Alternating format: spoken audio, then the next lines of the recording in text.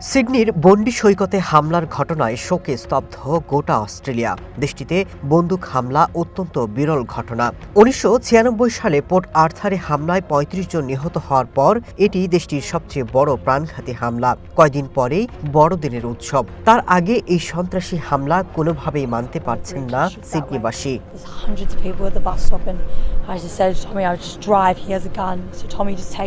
এই ঘটনায় আহত হয়েছেন কমপক্ষে আরও ৪০ জন। তাদের মধ্যে বেশ কয়েকজনের অবস্থা আশঙ্কাজনক। বাড়ছে নিহতের সংখ্যাও। পুলিশ জানিয়েছে সন্দেহভাজন হামলাকারীরা সম্পর্কে বাবা এবং ছেলে। এদিকে ইহুদি সম্প্রদায়ের হানুকা উৎসব উদযাপনের মধ্যেই এই হামলার ঘটনায় বিশ্বব্যাপী বইছে নিন্দার ঝড়।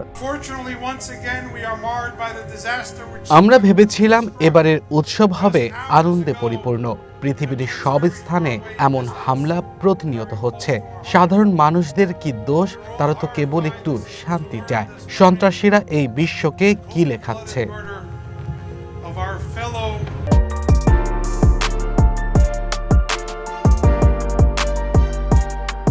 হতাহতের ঘটনায় বিশ্বজুড়ে বিভিন্ন দেশের নেতারা গভীর শোক, নিন্দা আর ক্ষোভ প্রকাশ করেছেন। আমেরিকার প্রেসিডেন্ট ডোনাল্ড ট্রাম্প এটিকে ইহুদি বিরোধী আক্রমণ বলে নিন্দা জানিয়েছেন। ক্ষোভ জানিয়েছেন ইসরায়েলের প্রধানমন্ত্রী বেঞ্জামিন নেতানিয়াহু। এছাড়া ব্রিটেন, ফ্রান্স সহ এই হামলার নিন্দা জানিয়েছেন মুসলিম দেশের অনেক রাষ্ট্রনেতারা।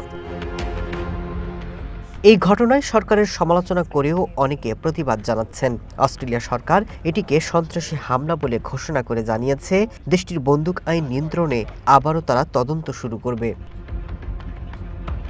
Masud Rana, one international desk.